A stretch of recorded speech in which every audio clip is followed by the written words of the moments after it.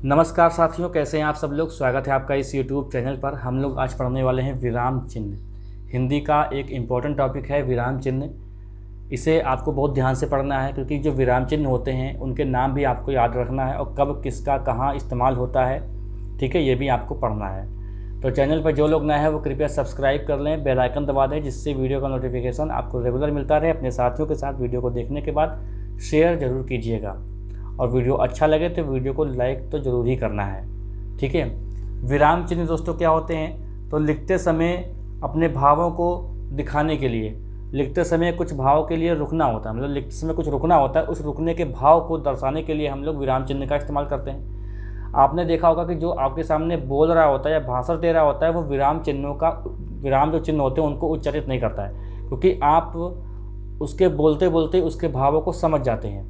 जैसे कि आप भाषण खुद ही दे रहे हो, आप कह रहे हो कि सुभाष चंद्र बोस ने कहा तुम मुझे खून दो मैं तुम्हें आज़ादी दूंगा, तो आप समझ रहे हैं, ठीक है। लेकिन लिखते समय इस भाव को, जो विराम चिन्ह है, उसको दर्शाना होगा, क्योंकि आप बोलते समय ये बात नहीं कहते हैं कि सुभाष चंद्र बोस ने कहा अल्प विराम उद्धरण चिन्ह तुम मुझे खून दो मैं तुम्हें आज़ादी दूंगा उद्धरण चिन्ह और अल्प विराम, ऐसा तो पूर्ण विराम, ऐसा तो कहते नहीं है, ठीक है।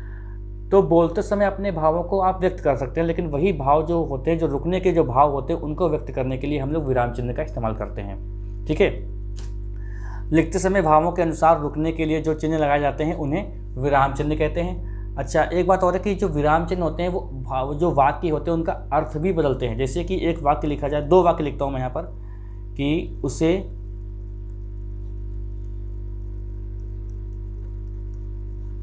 फेंको मत खाओ, ऐसे ही वाक्य नीचे लिखा है उसे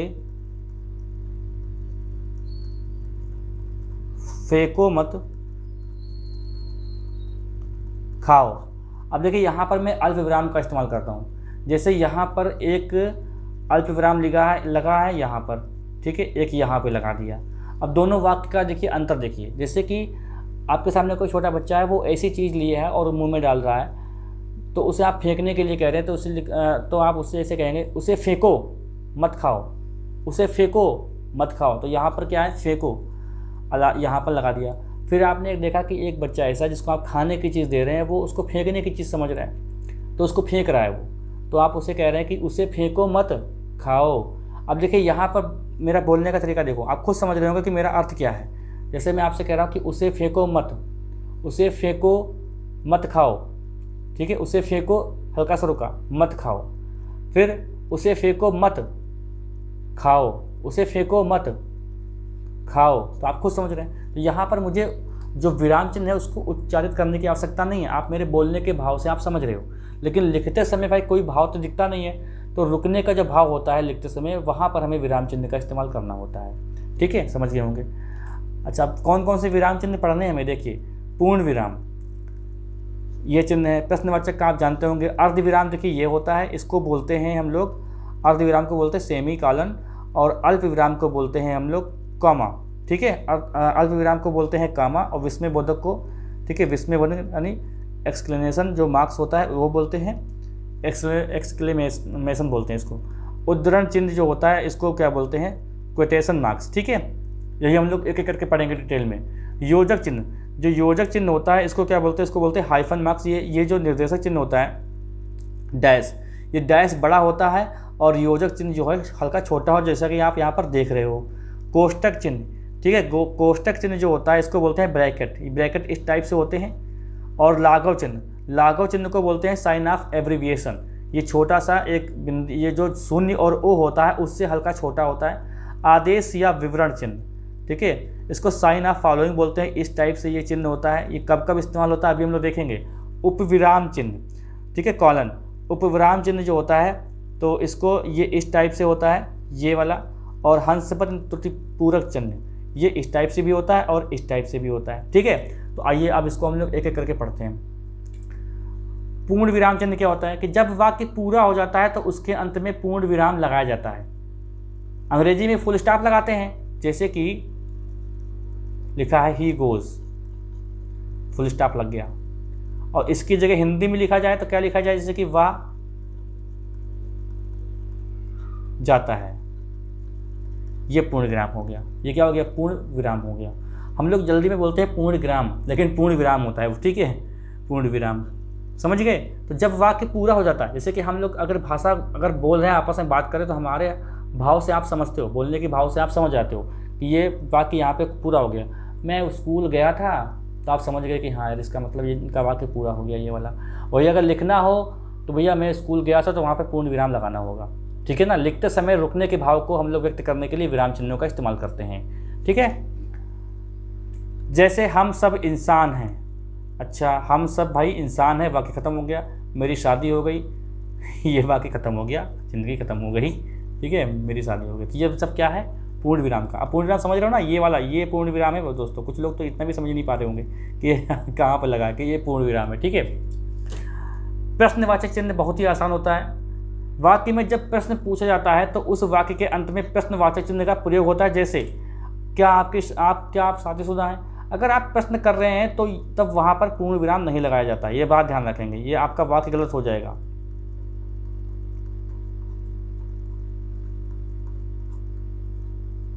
आप ऐसे करते तो ये वाक्य गलत है, ये वाक्य गलत है, ठीक है। आप ये वाक्य शुद्धि में भी आता है। जब प्रश्न का भाव हो तो प्रश्नवाचक चिन्ह नहीं लगाते हैं। तो ये है प्रश्नवाचक चिन्ह। ये आप कौन है? ये है प्रश्नवाचक चिन्ह, ठीक है। तो यही आपको गलती नहीं करनी है। अगर आप मतलब यही कब, कौन सा माँ, कौन सा चिन्ह आपको लगाना है, बस यही मैं आपको पढ़ा रहा हूँ, यही आपको पढ़ना है, ठीक है। कहाँ कहाँ वो चिन्ह का इस्तेमाल किया जाएगा, ठीक है। अर्धविराम चिन्ह देखो क्या होता है कि वाक्य में जहाँ थोड़ी देर के लिए रुकते हैं लेकिन वाक्य पूरा नहीं होता है, वहाँ अर्धविराम चिन्ह लगाया जाता है। देखो कैसे, जैसे काम पूरा कर लो उसके बाद चले जाना। तो यहाँ पर देखिए, यहाँ पर अर्धविराम लगा है, अल्प विराम नहीं लगता है, ठीक है। जहाँ वाक्य में थोड़ी देर के लिए रुकते हैं, मतलब पूर्ण विराम से आधा, जितना हम लोग वाक्य मतलब पूर्ण विराम जब हम लोग पढ़ते हैं तो पूरा वाक्य खत्म होता है, तो पूरा वाक्य नहीं खत्म करना है, उससे आधा खत्म करना है, और उसमें पूर्ण विराम का इस्तेमाल नहीं होगा। अब यहाँ पे काम पूरा कर लो और यहाँ पे पूर्ण विराम लगाते तो वाक्य गलत हो जाएगा। तो यहाँ पर क्या करेंगे कि यहाँ पर हम लोग अर्धविराम का ही इस्तेमाल करेंगे, उसके बाद चले जाना। तो ये अर्धविराम दोस्तों इस टाइप से होता है, इसको भाई ध्यान रखेंगे। इसको सेमी कॉलन बोलते हैं अंग्रेजी में, ठीक है। चलिए आगे देखते हैं। अल्प विराम। अल्प विराम में कई प्रकार से मैं आपको बताऊंगा कि कहाँ कहाँ इस्तेमाल होता है। देखो, वाक्य में जहाँ अर्धविराम से भी, देखिए पहले तो एक वाक्य ऐसे लिखिए, ये पूर्ण हो गया, फिर इससे एक आता है कि यहाँ पर ऐसे ये आपका हो गया, फिर इससे भी आधा होता है तो वहाँ पर अल्प विराम लगाते हैं। तो अल्प विराम ऐसा लगाते हैं, तो अल्प विराम को कामा बोलते हैं, ठीक है। तो वाक्य में जहाँ अर्धविराम से भी कम देर रुकने की ज़रूरत होती है, वहाँ अल्प विराम का चिन्ह लगाया जाता है। ये आपसे लाइन पूरे क्वेश्चन में भी आ सकती है, ऐसी बिल्कुल सेम ऐसी लाइन आ जाएगी कि वाक्य में जहाँ अर्धविराम से भी कम देर रुकने की ज़रूरत होती है, वहाँ अल्प विराम, वहाँ कौन सा चिन्ह लगाया जाता है। तो ये चीज़ें आपको याद रखनी है कि जो परिभाषा लिखी है वो भी मोस्ट इंपॉर्टेंट है, इस पर भी आप गौर करिएगा, ठीक है। फिर देखो, जहाँ वाक्य में, जब वाक्य में कई तरह यहाँ पे लिखा है, कई तरह के आए शब्द, यहाँ पे ये गलत लिख गया है, कई तरह के आए शब्दों को अलग अलग करके लिखने की ज़रूरत होती है, तो उनके बीच यह चिन्ह लगाते हैं, ठीक है। जैसे घर बनाने के लिए हमें ईंटें, सीमेंट, बालू, मोरंग आदि की आवश्यकता पड़ती है। तो यहाँ पर आप जो देख रहे हो ना, ये और यही होता है आपका अल्प विराम। ये अर्धविराम से भी कम देर रुकने की बात हो रही है। आप ऐसा समझो कि जो वाक्य होता है, अगर बड़ा वाक्य लगे और रुकने की जरूरत लगे तो आपको वहाँ पर अर्धविराम लगा देना है। अगर शब्द के आगे थोड़ी देर रुक रहे हैं तो आपको अल्प विराम लगाना है, ठीक है, समझ गए होंगे। तो घर बनाने के लिए हमें ईंटें, सीमेंट, बालू, मोरंग आदि की आवश्यकता होती है, तो यहाँ पर क्या लगा हुआ है? अल्प विराम लगा हुआ है। एक और देखिए पॉइंट क्या है कि जब वाक्य में किसी को संबोधित करके बात बोली जा रही है तो उस संबोधन शब्द के बाद भी इसका प्रयोग होता है। जैसे राम इधर आओ, माँ कहानी सुनाओ, क्योंकि यहाँ पर हल्का सा रुक रहे हैं। मतलब मैंने कहा ना कि एक शब्द के आगे अगर रुकना हो तो आप लगभग ये कर दीजिएगा कि बस वहाँ पर आप इसका प्रयोग नहीं करेंगे, अर्धविराम का प्रयोग नहीं करेंगे, आपको अल्प विराम का ही प्रयोग करना है। तो राम इधर आओ, माँ कहानी सुनाओ। अच्छा यहाँ पर देख लो आप, ये देखो काम पूरा कर लो। यहाँ पर क्या है, एक वाक्य के आगे एक लगा हुआ है, तो वाक्य के आगे लग गया तो सेमी कॉलन लग गया है, यानी अर्धविराम लग गया है, ठीक है। और यहाँ पर आप देख रहे हो कि यहाँ पर क्या है कि एक नाम के आगे आप इस एक शब्द के आगे है तो वहाँ पर आपको जो है वो अल्प विराम ही लगाना है। तो ये अल्प विराम होता है, ये अल्प विराम होता है, ये और ये होता है अर्धविराम। ठीक है, ये ध्यान रखेंगे। अगर आपसे पूछ ले कि ये क्या है तो भाई साहब ये क्या होता है, ये अर्धविराम होता है। ये क्या होता है, अर्धविराम होता है। ठीक है, यानी पूर्ण विराम का आधा। फिर देखो, यदि किसी वाक्य में शुरू में हाँ, नहीं, कहो, लाओ आदि शब्द हैं तो इन शब्दों के बाद भी अल्प विराम लगाया जाता है। देखिए होता क्या है कि छोटे से शब्द के बाद हल्का सा जब हम लोग रुकते हैं तो वहाँ पर अल्प विराम का प्रयोग होता है। सीधी सीधी बात ये है। इसे कहो कैसे आना हुआ, क्योंकि आप ऐसे अगर सामने वाले से आपके सामने दोस्त आया और आपने ऐसे कहा कि कहो कैसे आना हुआ, कहो कैसे आना हुआ, तो कहो के बाद आप देखिए, खुद देखिए कि आप रुक रहे हैं। तो एक शब्द के आगे आप रुक रहे हैं तो वहाँ पर अल्प विराम की आवश्यकता होगी। एक वाक्य के आगे आप रुक रहे हैं तो वहाँ पर मतलब हल्का सा रुक रहे हैं तो वहाँ पर अर्धविराम की आवश्यकता होगी। तो अर्धविराम और अल्प विराम में आप अंतर समझ रहे होंगे। जैसे आपसे कोई प्रेमिका कह रही है कि मुझे तुम्हारे साथ रहना है, तो आपने कहा नहीं, मुझे नहीं रहना तुम्हारे साथ। नहीं, तो आप जब बोलेंगे तो आपको खुद लगेगा कि हाँ हल्का सा रुक रहे हो, नहीं मुझे नहीं रहना तुम्हारे साथ, है ना। तो ये क्या है, तो ये आपका अल्प विराम का यहाँ पर दोस्तों ये वाला देखिए, ये अल्प विराम यहाँ पर इसका इस्तेमाल किया गया। अगर आप जैसे कि लेटर लिख रहे हो या कहीं कुछ पत्र लिख रहे हो तो वहाँ पर ये सब देखा जाता है। विराम चिन्हों का इस्तेमाल ज़्यादातर लेटर में होता है।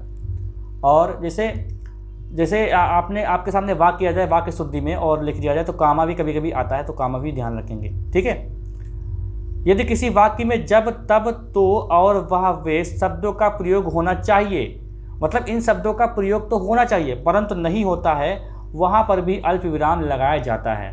कैसे देखो, जैसे कि लिखा है जो चीज़ें लाए थे, सॉरी ये यहाँ पर जो चीज़ें लाए थे कहाँ हैं, जो चीज़ें लाए थे कहाँ हैं, तो इसका मतलब यहाँ पर जो कामा लगा है ये अल्प विराम। यहाँ पर आप क्या कर सकते हैं, वे शब्द का प्रयोग कर सकते हैं। जो चीज़ें लाए थे वे कहाँ हैं। जब परिश्रम करोगे फल पाओगे, तो यहाँ पर आप ऐसे लगा सकते हैं तो फल पाओगे।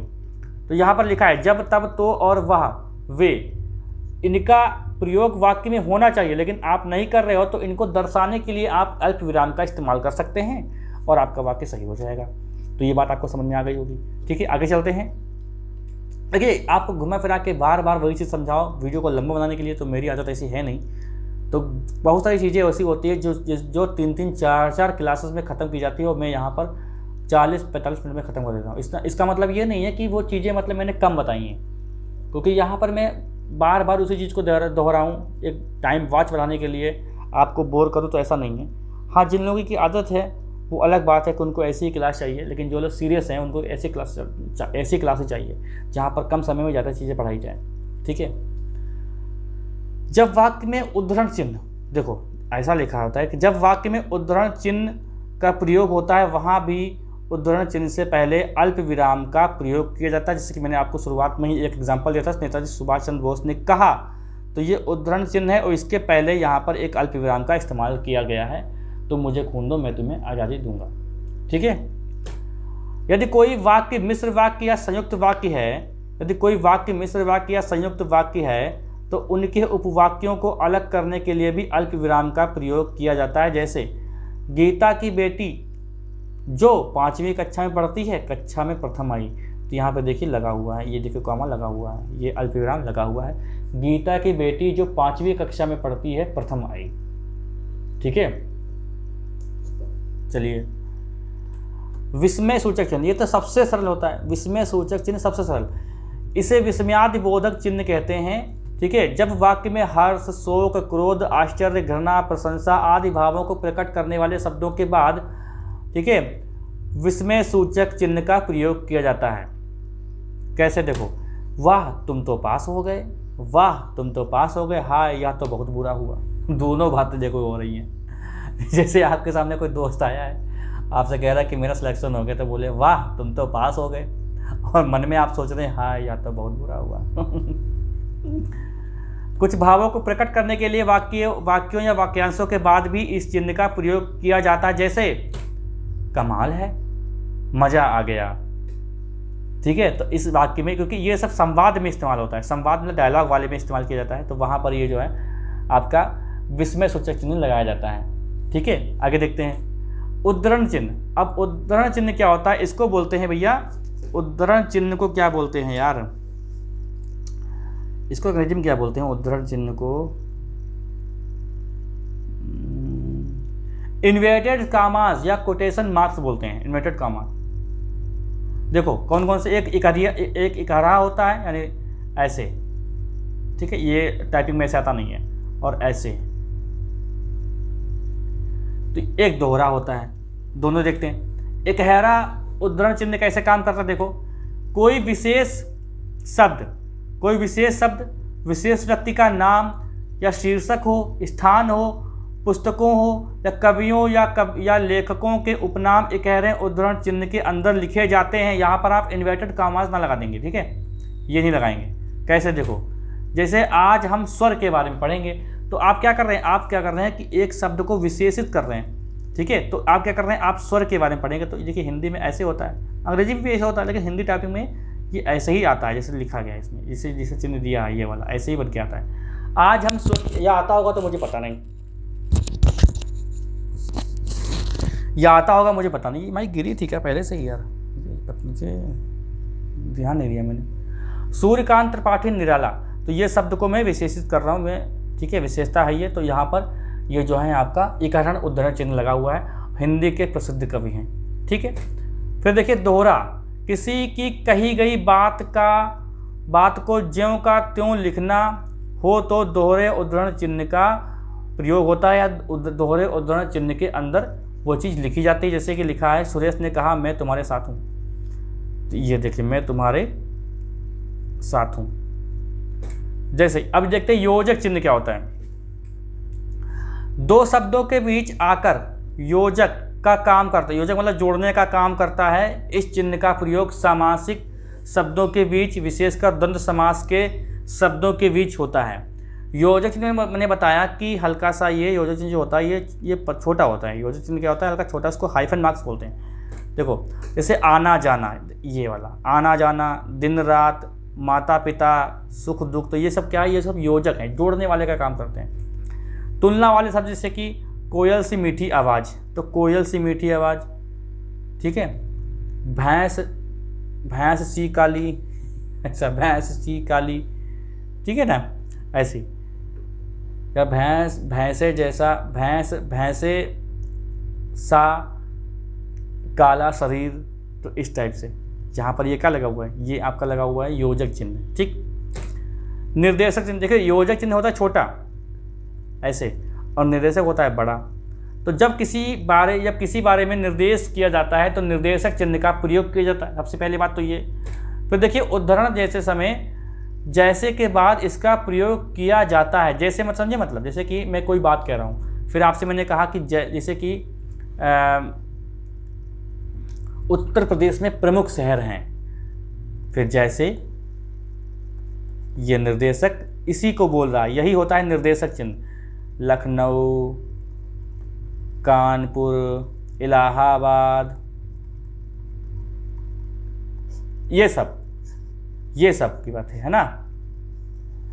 तो यही होता है निर्देशक चिन्ह। और भी देखो इसकी टाइप है, जैसे संवाद या दो लोगों के बीच, संवाद या दो लोगों की आपसी बातचीत में बोलने वाले के नाम के बाद होता है। जैसे कि यहाँ पर लिखा है, राज बोल रहा है सिमरन से कि बड़े बड़े शहरों में ऐसी छोटी छोटी बातें होती रहती हैं। तो यहाँ पर देखिए, यहाँ पर ये क्या है, ये आपका योजक है, और यहाँ पर ये वाला आपका क्या है, निर्देशक चिन्ह है। सिमरन बोलती है, राज तुम एक नंबर के झूठे हो, ये देखिए ये क्या है, ये आपका हो गया निर्देशक चिन्ह। तो जब संवाद या दो लोगों की आपसी बातचीत होती है तो उनके नाम के आगे भी निर्देशक चिन्ह का इस्तेमाल किया जाता है, ठीक है। कभी भी आप जैसे कि लिखें या आप इंटरव्यू में हो तो आपसे पूछे तो ये नहीं लगाएंगे, आप ये लगाएंगे बड़ा वाला, ठीक है। किसी महापुरुष या किसी महापुरुष या लेखक के कथन के बाद उनके नाम से पहले इस चिन्ह का प्रयोग किया जाता है। जैसे साहित्य समाज को दिशा प्रदान करता है, ये किसने कहा है, ब्रज किशोर पाठक ने। तो यहाँ पर ये क्या लगा हुआ है, ये आपका निर्देश यानी निर्देश करने वाला चिन्ह लगा हुआ है, ठीक है। किसी विषय के भेदों का निर्देश करते समय, जैसे क्रिया के दो भेद, आपने निर्देशक चिन्ह लगाया, सकर्मक और अकर्मक। ठीक। विवरण चिन्ह क्या होता है? विवरण चिन्ह इसको बोलते हैं साइन ऑफ फॉलोइंग। तो विवरण चिन्ह जो आप देख रहे हो ना,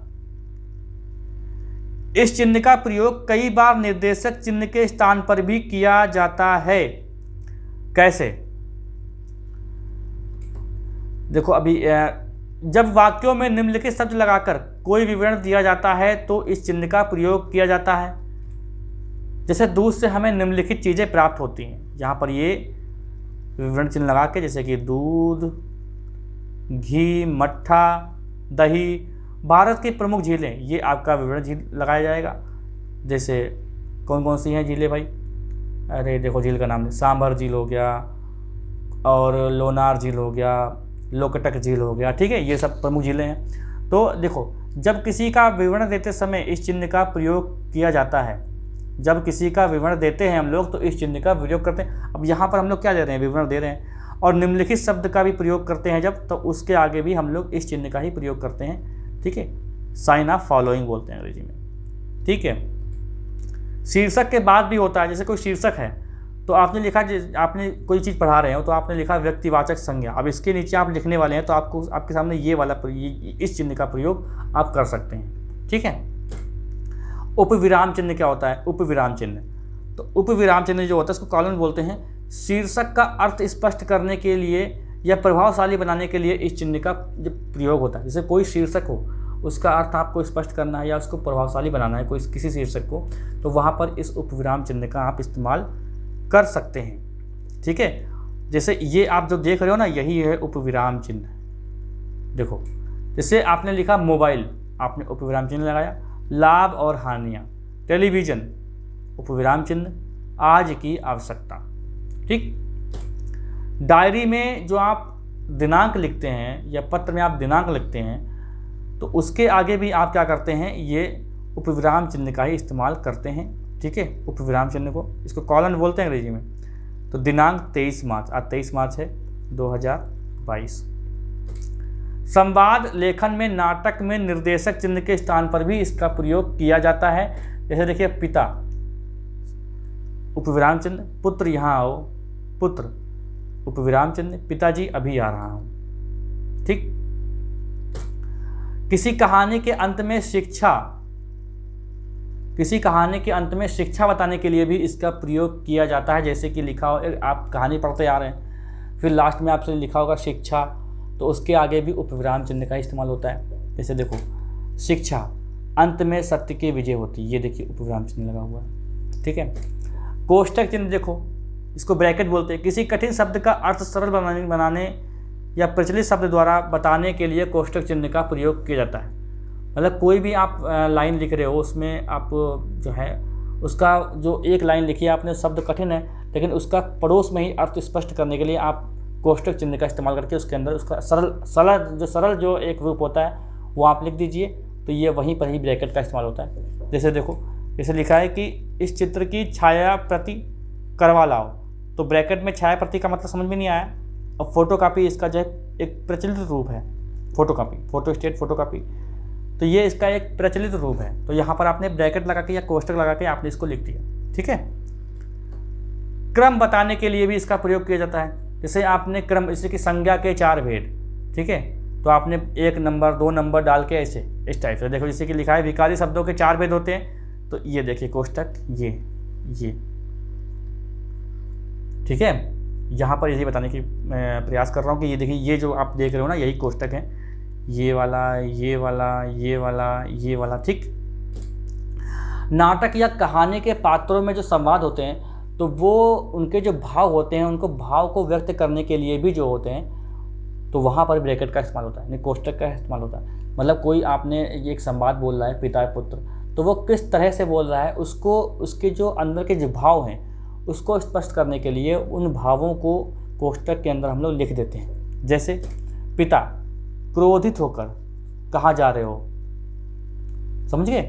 अब देखते हैं लाघव चिन्ह। लाघव चिन्ह क्या होता है कि शून्य से थोड़ा छोटा और ओ से थोड़ा छोटा होता है। इसे संक्षेपण चिन्ह भी कहते हैं। इसे क्या है, इसे संक्षेपण चिन्ह भी कहते हैं, जब शब्दों को पूरे रूप में ना लिखकर संक्षेप में लिखा जाता है। जैसे आपने देखा होगा कि MBA लिखा होता है और BA लिखा होता है, ठीक है। उत्तर प्रदेश को शॉर्टकट में ऊपू लिख देते हैं, ऊपरा लिख देते हैं। मध्य प्रदेश को मापरा लिख देते हैं। तो उसके आगे जो आपने जो बिंदी देखी है ना, उसको ही बोलते हैं लाघव। ये लाघव इसको बोलते हैं। जैसे उत्तर प्रदेश, तो ये आप जो देख रहे हो ना, इसको ही बोलते हैं लाघव।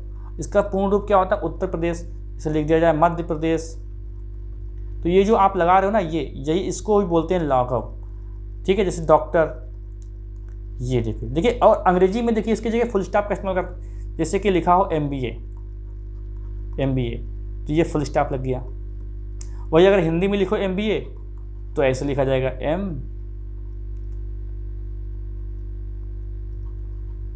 MBA, ऐसे। तो यही होते हैं लाघव चिन्ह। क्या होते हैं ये? लाघव चिन्ह होते हैं, ठीक है। समझ में आ गया होगा आपको, मुझे बताएं। अब देखते हैं त्रुटिपूरक चिन्ह।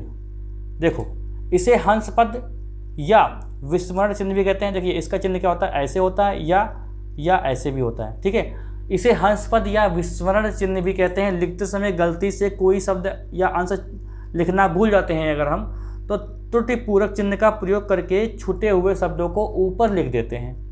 जैसे लिखा है यहाँ पर, कुछ नहीं लिखा क्या? अच्छा देखो, जैसे मैं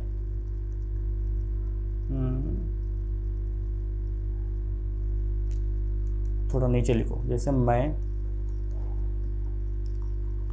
लाना भूल गया। अब भूल गया मतलब क्या भूल गया? मैं भूल गया, तो यहाँ पर एक लगा देंगे त्रुटिपूरक ऐसे नीचे, और उसके ऊपर जो है हम लोग क्या लगा देंगे?